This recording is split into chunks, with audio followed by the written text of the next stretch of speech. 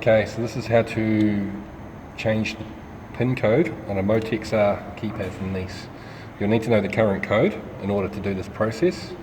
For this video I have defaulted this keypad back to default. Default codes are 1, 1 left and 2, 2 right.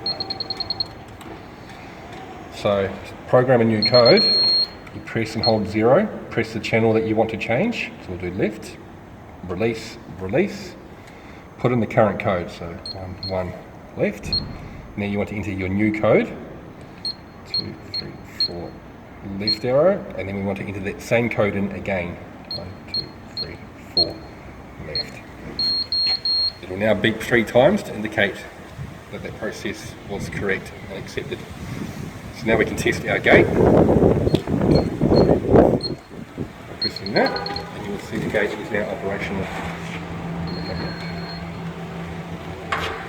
So for a correct tone, you will hear this noise.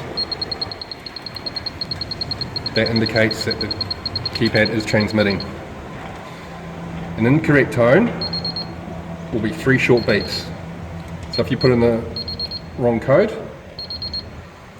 so again, correct code sounds like this.